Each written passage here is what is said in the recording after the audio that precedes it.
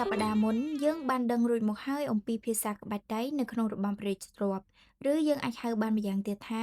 របាំក្បាច់បុរាណខ្មែរត្រួយស្លឹកផ្លែផ្កាគឺជាក្បាច់ដៃដ៏សំខាន់នៅក្នុងរបាំព្រះរាជទ្រព្យដែលញ៉ាំងឲ្យរបាំកាន់តែមានអត្ថន័យសមប្រកបជាមួយនឹងសាច់រឿងផ្សេងៗក្រៅពីភាសាក្បាច់ដៃនិងសាច់រឿងដែលត្រូវយកមកសម្ដែងបុព្វបុរសចាស់ព្រឹទ្ធាចារ្យលោកបានបង្កើតរបាំផ្សេងទៀតដែលស្ថិតនៅក្នុងទម្រង់របាំព្រះរាជទ្រព្យឬរបាំក្បាច់បុរាណផងដែរនៅក្នុងរបាំទាំងអស់សុទ្ធតែមានអត្ថន័យអត្ថរូបនិងអត្ថរសខុសៗគ្នាស្របទៅតាមបរិបទសង្គមខ្មែរនៅក្នុងវីដេអូនេះយើងនឹងនាំប្រិយមិត្តទៅស្គាល់អំពីប្រវត្តិព្រមទាំងគោលបំណងសង្ខេបរបស់របាំចំនួន10ដែលយោងតាមឯកសារផ្លូវការរបស់ក្រសួងវប្បធម៌និងវិចិត្រសិល្បៈ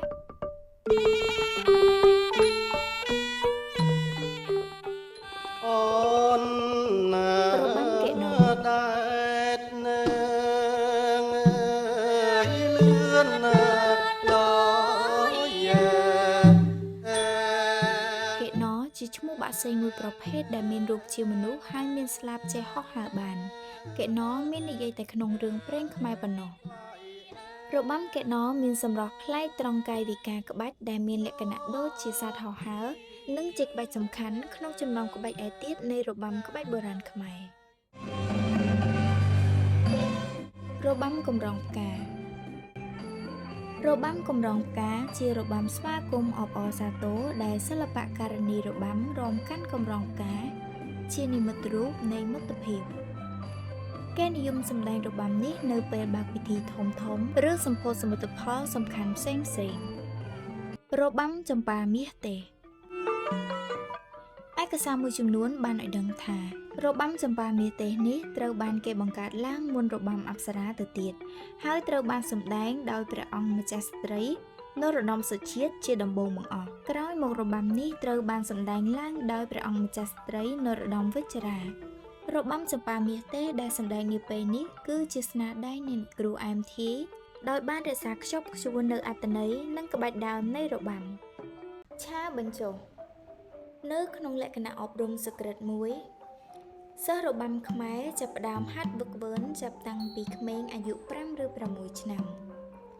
ជារៀងរាល់ថ្ងៃគេរៀនពុតដៃពុតជើងដើម្បីឲ្យរាងកាយនិងអវយវៈមានភាពទន់ភ្លន់ដែលជាសោភ័ណភាព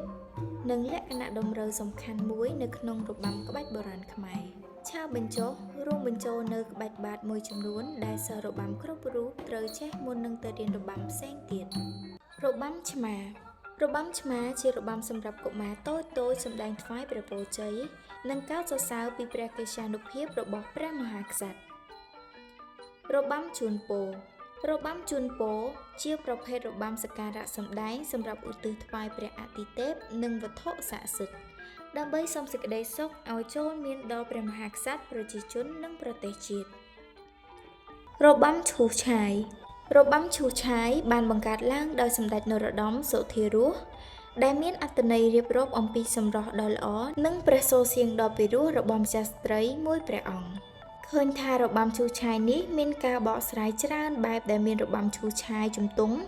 របាំឈូសឆាយឆ្មានិងរបាំឈូសឆាយអង្គរផងដែររបាំតាយ៉ែរបាំតាយ៉ែជារបាំទេវៈដែលមានអត្ថន័យបរិសុទ្ធខ្ពង់ខ្ពស់យ៉ាងជ្រាលជ្រៅជាទីបំផុតអ្នករបាំរួមប្រកបទៅដោយកាយបរិសុទ្ធចិត្តពោពេញដោយវិសុទ្ធមៈនាំនៅពោពីទេវៈមកផ្ដល់ជូនមនុស្សលោកឲ្យសមប្រកបទៅនឹងសន្តិភាពវិបុលភាពនិងសុភមង្គលរបាំដាវគេប្រើដាវជាឧបករណ៍សំខាន់នៅក្នុងរបាំគេនិយមសម្ដែងរបាំដាវនៅក្នុងទិវាបំពាក់ស័ក្តិជួនយោធា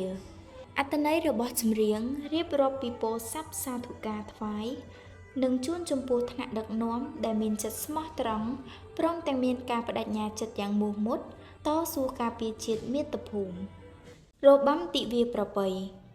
របាំទិវាប្រពៃបានបង្កើតឡើងដោយអ្នកគ្រូងារសាមីសម្រាប់កុមារីរបាំនៅក្នុងឱកាសបុណ្យខួបទិវាកុមារនាឆ្នាំ1979ក្រៅពីគុណភាពទស្សនីយភាពរបាំនេះបានបង្កប់នូវលក្ខណៈអប់រំពីមិត្តភាពភេរភាពនិងស្នេហាជាតិផងដែរ